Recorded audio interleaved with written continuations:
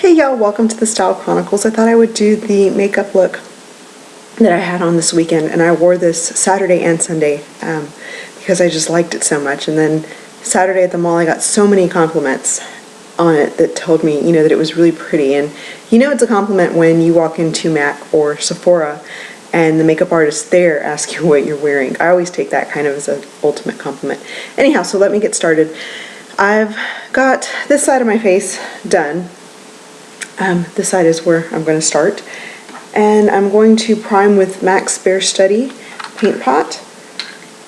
Just a little bit on my finger.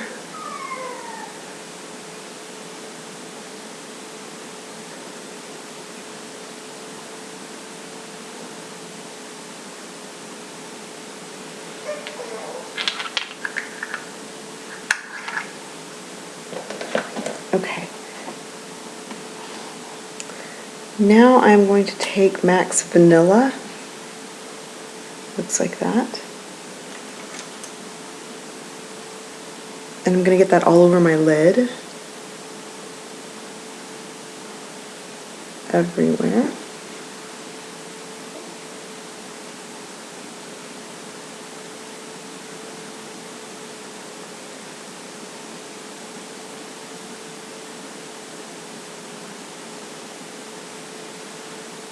Okay. And then the next color I'm going to use is MAC's Wedge. Looks like that. This is the color that I use on my eyebrows.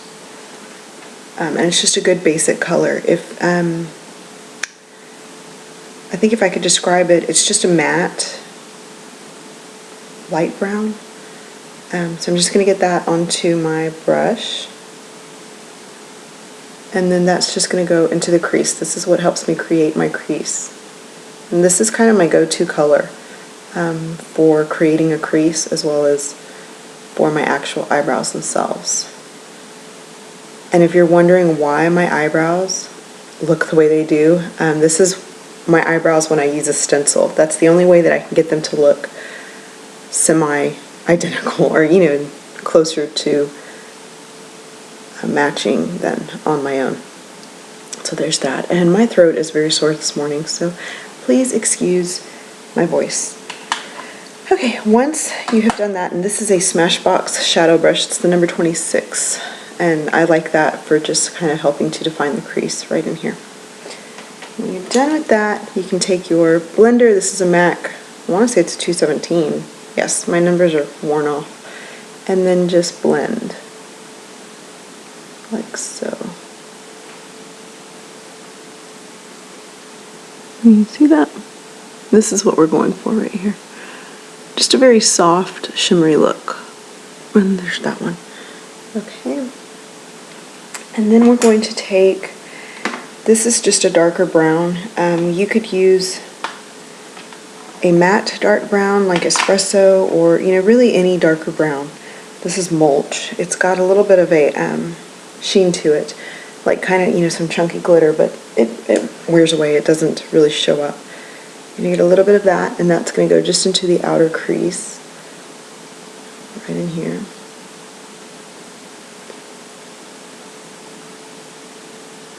Like so. And then on my pencil brush, this is my MAC 219. Pencil brush, I'm going to go underneath here.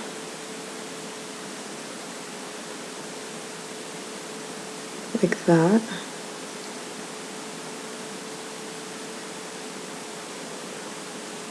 Just underneath my lower lashes right there. If that makes any sense. Okay. And that was Mulch. And I am done with the colors for now. I'm just going to take my blender and blend out any harsh lines so that everything looks put together underneath. Okay. And next, this is a sparkly part. I'm going to take my Chanel Illusion d'Ombre in Fantasme. Looks like that. It is the ultimate glittery shadow. I have heard from a lot of people that Lorax Luster drops, I want to say, will give you the same effect as this. So if you don't want to spend the money for the Chanel one, I think the Luster Drops can do pretty much the same. So it's, you know, personal preference. So I'm just going to get some on my finger, and there it is. And then, let me close this. I absolutely love this shadow. I think it looks so pretty on its own or layered over anything. And then with these, I don't really rub. I like to pat into place. So that's all I'm going to do. And I'm going to start here and just pat. Just like that, all over.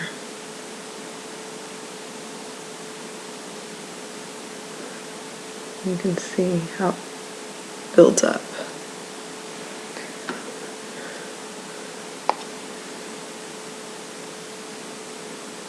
And I'm not going to go above my crease because I don't want it to go into my highlight. And then I'm just going to blend the edges out a little bit. Like that. And let me get a paper towel really quick. Wipe my finger off. And that is the eyeshadow. I mean, it's really, really simple. You just pat that Fantasme on top of anything, and everything turns gorgeous. It's so pretty. Okay, and then next what I did is, this is MAC's Melba. Wow, my allergies are going crazy. Melba blush, and it's a really good pinky brown natural colored blush. And I'm gonna get that onto my blush brush, just really lightly. And that goes onto my cheeks. And it's a very kind of, you know, natural brown color.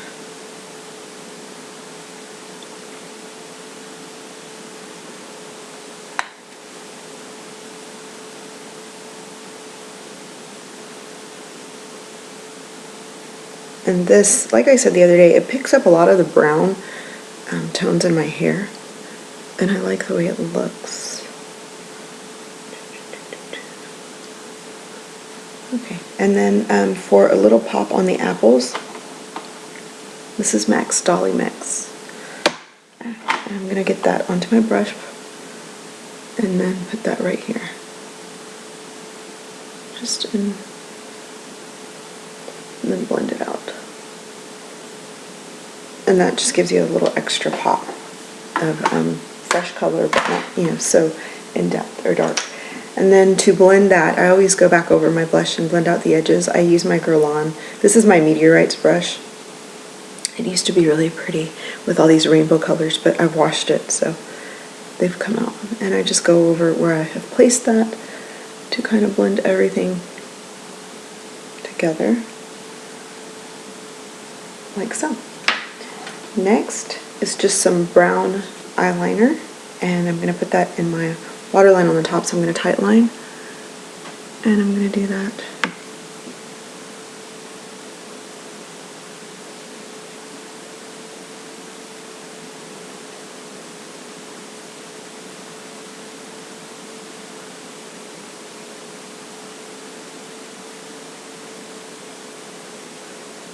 Like that.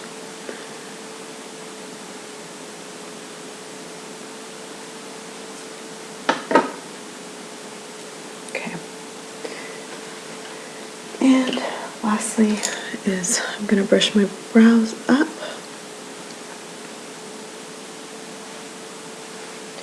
And I'm going to put some mascara on. So I'm going to curl my lashes. And I don't have anything on my lips. My lips are bare. I just have some chapstick on. Really, I think this goes with anything. I wore both MAC's Budding Love, the lilac shade lipstick from the Chinman collection, Saturday, and then I wore Force of Love from the Chinman collection on Sunday. So both the lilac and the bright fuchsia, and I think it looked so pretty with both. This is Maybelline's Illegal Length Fiber Extension Mascara. It looks like that. And I'm just going to get that onto in my lashes.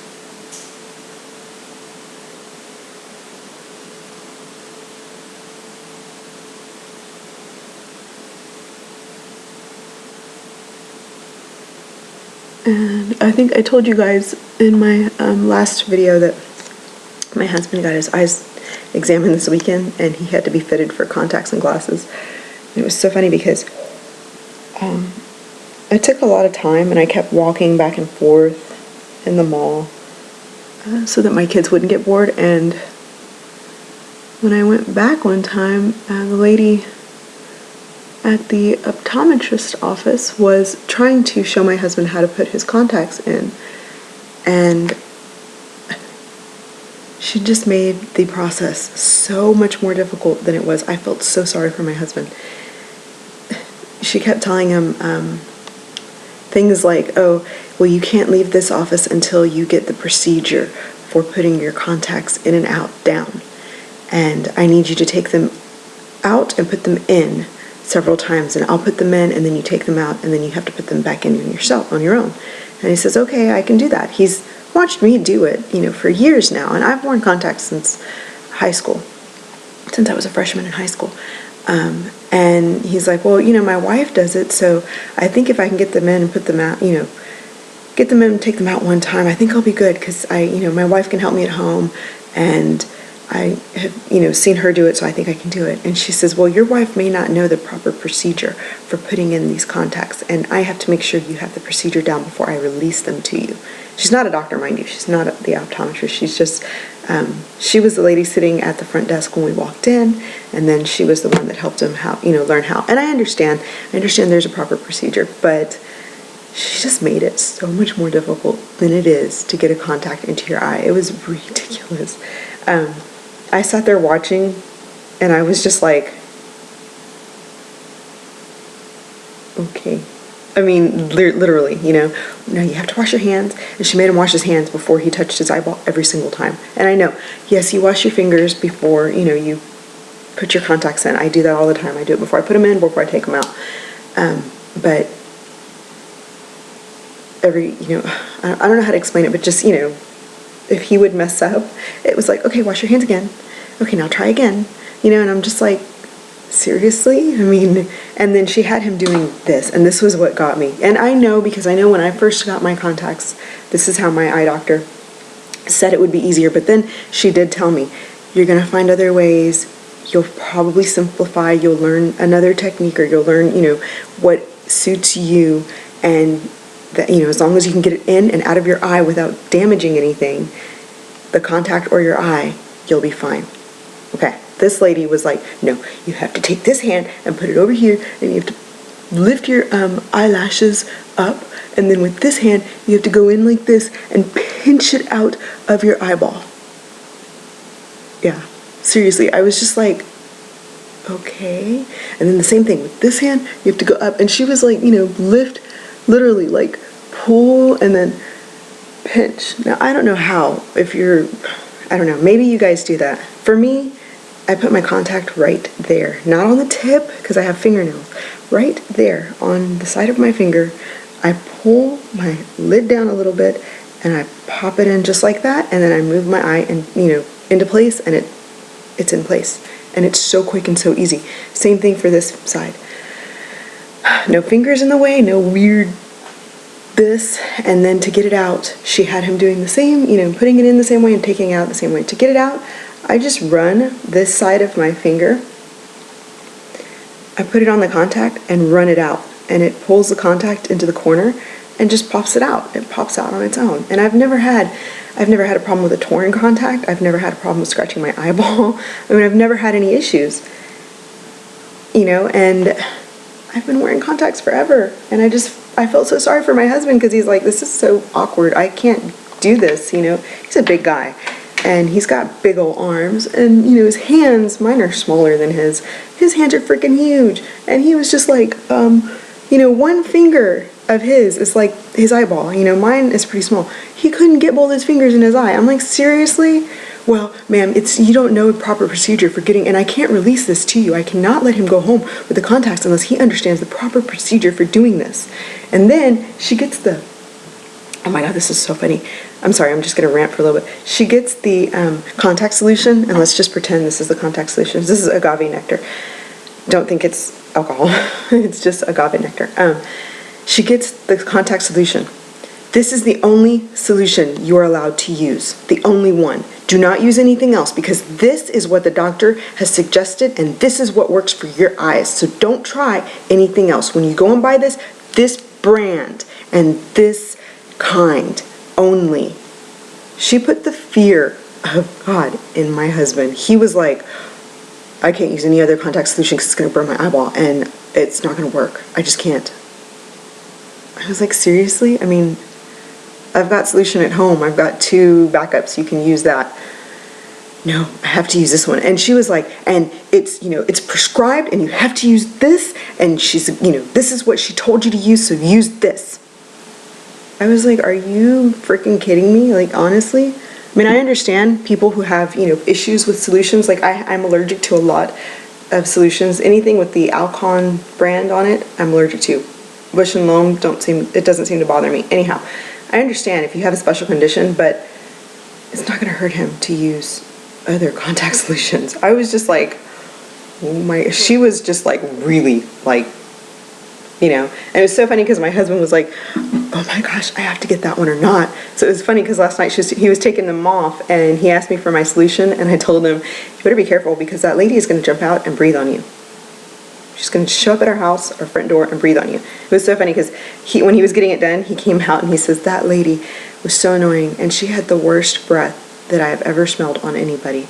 He's like, oh my gosh, I was so frustrated. I was just ready to leave. And my husband is really nice, you know. I mean, like, I'm really nice. I don't like to get in people's, you know, faces, and I don't make, you know, problems. I'm typically very happy-go-lucky. My husband's the same way. He's really, really nice, and he does not like to cause problems. So even if you are really offending him, he will more than likely just ignore it. But then when we get in the car, he vents, and he was venting. So all night long, it was like, you better use only that solution, because if you don't use that solution, she's going to jump out, and she's going to breathe on you. And she's going to know. She's going to know that you used a different contact solution. Yeah, it was ridiculous. She made it so complicated. Anyhow, so that's that. Next, or lastly, I'm going to take my Laura Mercier and I'm going to get it onto my cheekbones. Sorry that took me forever. It was just really funny, really funny. And like I said, I spent way too much time at the mall this weekend. So there is our finished look. Sorry for taking up your time with my little rant. I know that took probably longer than the actual makeup application. Anyhow, thank you guys so much for watching, and I will talk to you guys later. Oh, I know there are so many new people, and I really do thank you for watching this makeup look.